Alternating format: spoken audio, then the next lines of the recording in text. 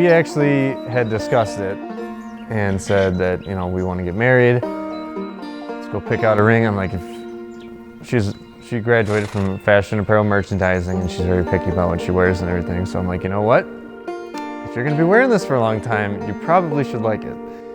And then I went and picked it up. So I'm sitting in my truck and I had it in the glove box, and her mom's standing outside, and I said, Canberra, come over here. So she comes walking over and she looks at me and I have this big grin on my face. She's like, you got a shit-eating grin on your face right now. And I don't know why. And I just pulled out the ring and I showed it to her, and she instantly was crying.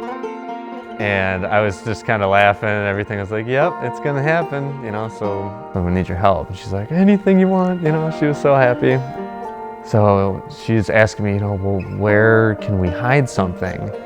So we both walked into the goat barn, and I look up into the loft and I was like, this is it. Kate woke up that morning. She rolled over and looked at me and said, oh, this is gonna be the worst day ever. And I looked back at her and I'm like, oh God. Well, I hope that's not a sign. So I go to work and I just can't even think, you know. I'm looking at all my emails and it's just so like, I need to put this thing up. I need to execute this tonight.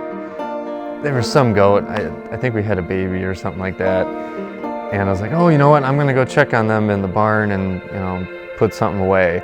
And she's like, well, that's kind of weird. You know, why are you going in there right now and you're wearing your nice stuff? You know, what the heck's going on? Kate's mom went into the bedroom, and Kate came down before she could talk to her. So Kate came out on her own, and she started walking towards the barn. I was up there, and it was pitch black, and I was standing by the cord so I could plug in the lights as soon as she, you know, climbed up the ladder. So she came in, and I see her walking, and my heart's pounding. So she comes walking in, opens the door, and she's, you know, you could tell she's like looking around, and she didn't see me. She's like, well, Brad, where are you? And I'm like, oh, Kate, I'm up in the hayloft. I could really use your help up here real quick. And she's like, no, you know I don't like going in that hayloft. I'm not coming up. Kate, you just have to come up, please. She starts climbing the ladder, my heart's racing, and as soon as her head pops up through the floorboards, I plug in the lights, and she turns around and she looks at me and she's like, oh my God, here? Right now? I was like, yep, come on up. So I'm like handshaking, and I said some words I don't even really remember, and you know, hit the knee, and she said yes, and we were both kind of in tears. And then I kind of walked her through, you know, how exactly all this happened, and we went and looked at all the pictures and everything. I think the most excitement is just to call each other ours, you know, and say this is our place, this is our dream, this is our hard work, and just being able to wake up next to her every morning, that's the end goal for me.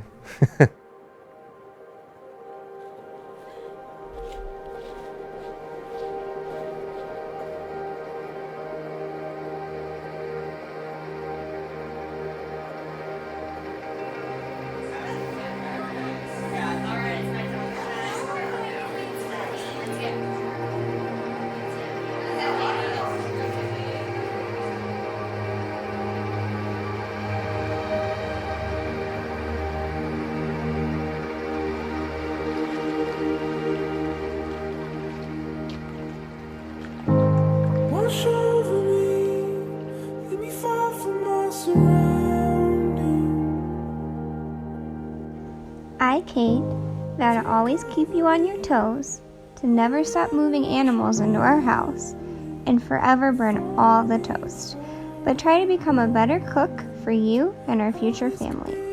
I'll forever have a forehead kiss and a hug on your bad days, and rejoice with you on your good days. I promise to pray for you and us daily. Most importantly, I vow to always be right here by your side through all of the peaks and valleys of our life. Talk to me from the lungs of the air your heart is breathing, falling for a moment.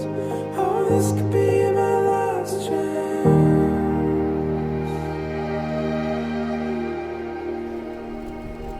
Caitlin Ann. There we go.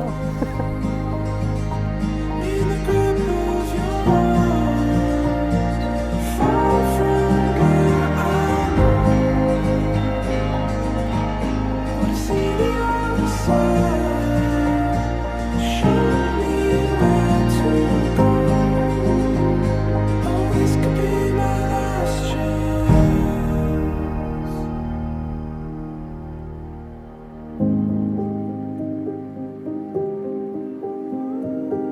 I, Brad, vow to love you, hold you, and protect you for every day of our lives. I will comfort you when times are hard, laugh with you when times are good, and be your someone to lean on for everything in between. I vow to be the husband you deserve, the father our future children deserve, and caretaker that all our animals deserve. I vow to keep God in our relationship as it takes its course through life, and I vow to love you unconditionally until the day that I die. Storms appear, lines are fading down. Oh, this could be my last chance.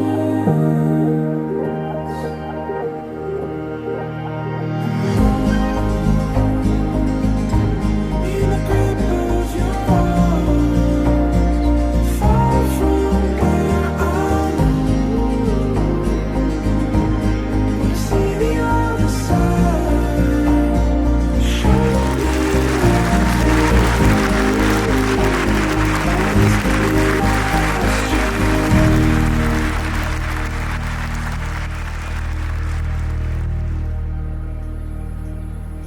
The first night that I met Kate, I felt like I'd known her my whole entire life.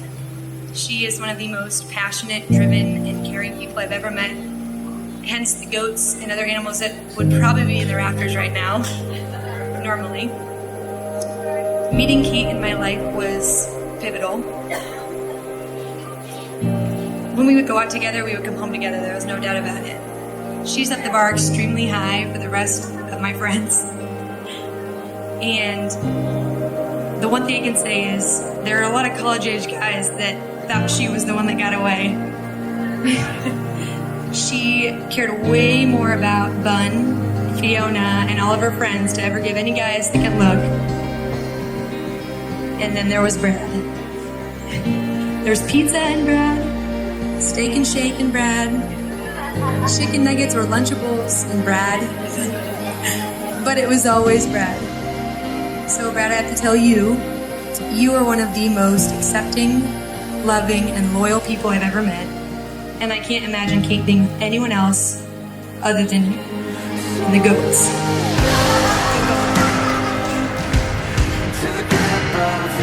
But something very special is missing from today.